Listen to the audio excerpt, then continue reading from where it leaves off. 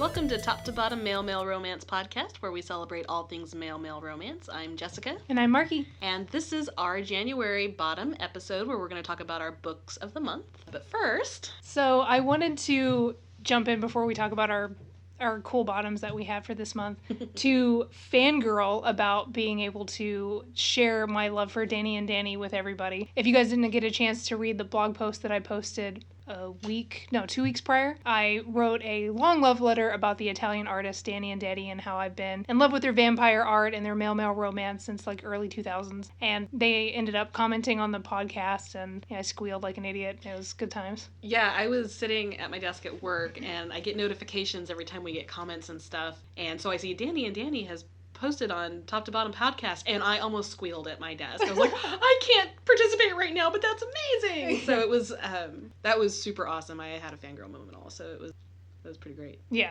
So if by any stretch of the imagination, if Dany and Dany is listening to this episode, I adore you. We both do. I got Jess hooked to your work as well. If you guys out there haven't had a chance to go check out the blog post I had made about them, there's links to how to follow their work, the comics that they have out currently that you can go support them on, and all that good stuff, which I'll link in the show notes again, because why not? Because I love them. So you kept freaking out about this book series you were reading. So I ended up devouring the first 2 books in Cora Knight's The Nera Chronicles within, a week of each other. Basically, it is a very steamy sci-fi alien romp through erotica. It's a lot of fun, and I haven't really read an MM romance that dealt with aliens per se, because I've gone into paranormal with like vampires and shifters and stuff, and I've contemporary, of course, but this is my first really truly sci-fi romance, and it was a lot of fun. Essentially, a group of soldiery guys get stranded on this badass planet, which Cora does a great job building this amazing tropical death planet of like cool flying beasts, which they call dragons, and somebody else is like, it's more of a pterodactyl, and I was like, go with that.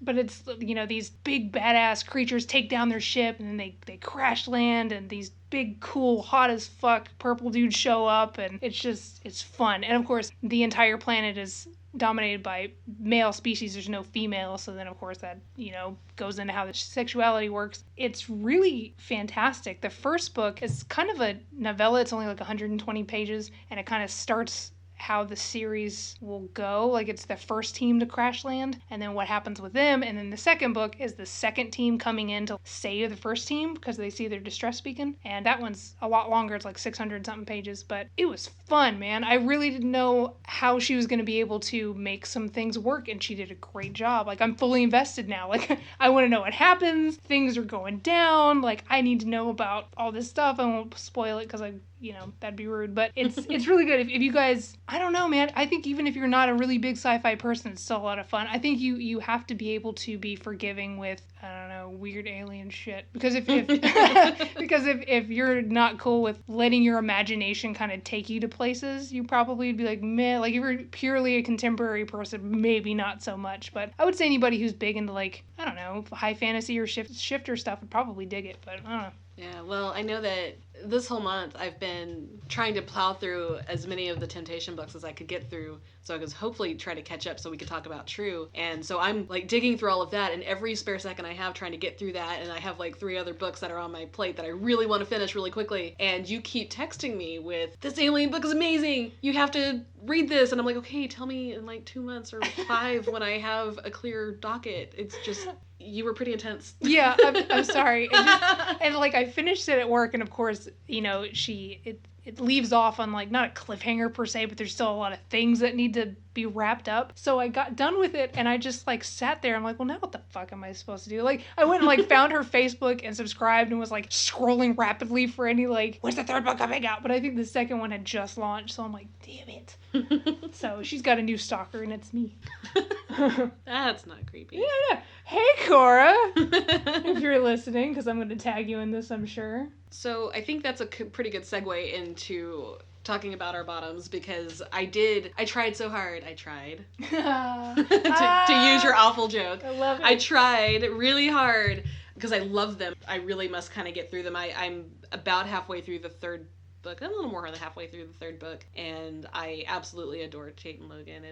They're wonderful and very sexy. Yeah, they really are. I haven't told you about this yet, but Katie, a friend of ours named Katie, had just gotten one of her friends into Try. Like it's like a gateway drug thing. She was like, hey, you should read this. And she's been sending me screenshots of this girl's like reaction. I love that. That's always my favorite. It's so great. So this chick who I've never met, and like her reactions to reading this is her first male romance ever, and it's a great series to start with. I know a lot of people had said that this is their like that was their gateway drug is Try, and she's just like, I just got to the part where wait, spoilers ahead. Okay, yeah, let me yes, thank you. So we're gonna spoil the shit out of at least Try. I think I'm gonna probably be a little bit more vague with True because you haven't gotten to it, and I don't want to spoil anything. And I'll murder your face. So let's I need your face. I like your face. Let's not make me murder it. So we'll definitely spoil Try. I'll leave True kind of a little bit more vague. If you want to talk about True with us, with me, you can on our Goodreads page or on Facebook. No, do it on Goodreads. On Goodreads. So Jess because I read the Facebook and I've been avoiding Goodreads because I see those things pop up and I've been trying really hard to avoid it. I'll get there and I will join you guys shortly. I just haven't gotten there yet. Yeah. But yeah, she was talking about how she was like, oh, I just got to the part where Logan went down on Tate for the first time, and holy shit, I didn't know what I was missing, and just all this great stuff. So it's Welcome been to the dark side. Yeah, and I was like, tell her about the podcast.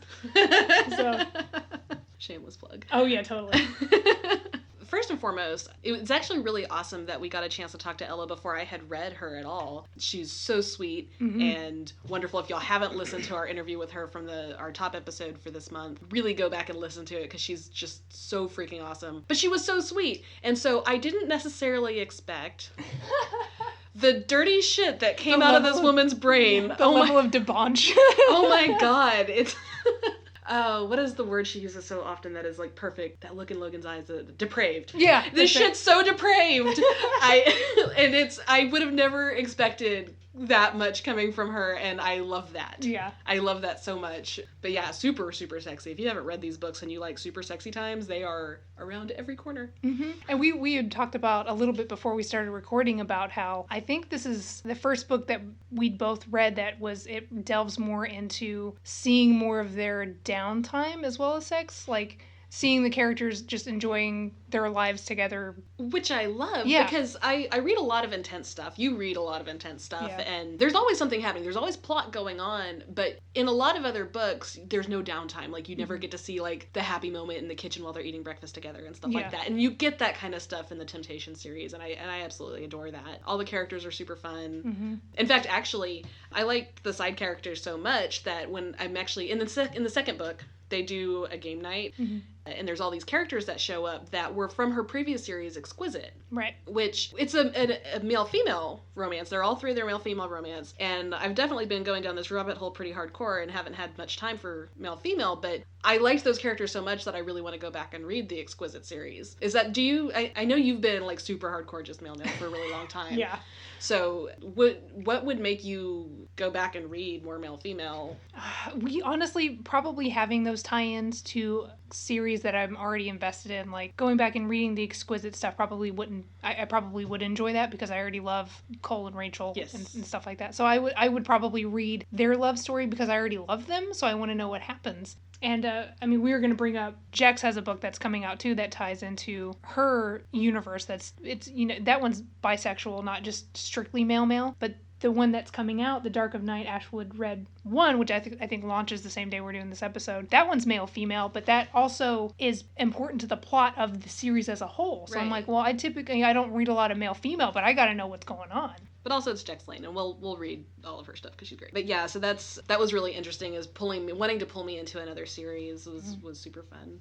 But yeah, that was, I don't know. And we had also brought up, because we were talking about, one, how awesome the sex scenes were, but how also each scene kind of like moved their relationship along a little bit more. Yeah, so I actually, like, as much as I love sexy times, which is why I read romance in the first freaking place, a lot of times I've seen authors overuse it. Like, you see scene after scene, and it's like, okay, well, I mean, that's great for sexy times, but like, I also am reading for a story, and Ella does a fantastic job of every scene has sex, but also it is plot, and it's relationship, development, and none of it feels out of place, like, none of it feels extraneous, and somehow they're all different enough and still super sexy, and it never gets old.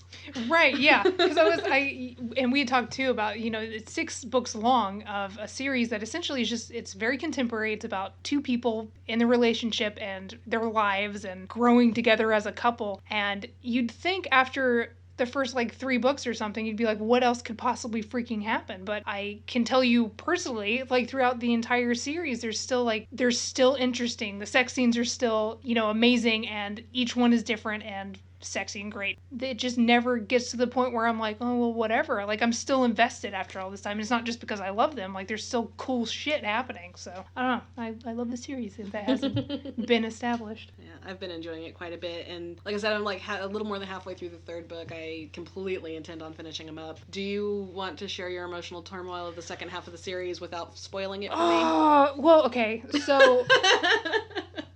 And I had kind of touched on it earlier when we were talking about it, and then we were like, shit, we gotta save this for the podcast. So, okay. So, book 5 is rough because it's... Why haven't you read them? So, because there's some things that go down that kind of... I was worried that the relationship wouldn't be able to get back to where it was. Because I kind of compared it to the Cut and Run series, if you guys have read that book... By Abigail Rue. Yeah, by Abigail Rue, excuse me. 7? You said 8 earlier, but... I don't think it's 8.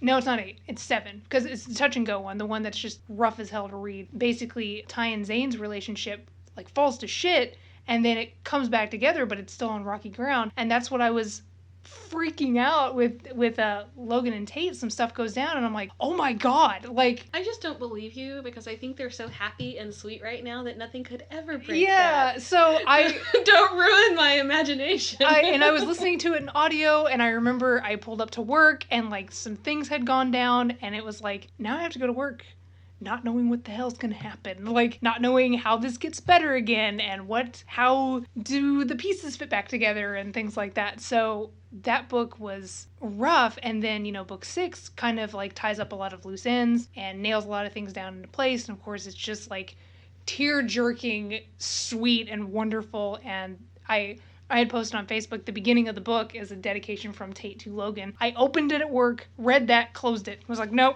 I will cry.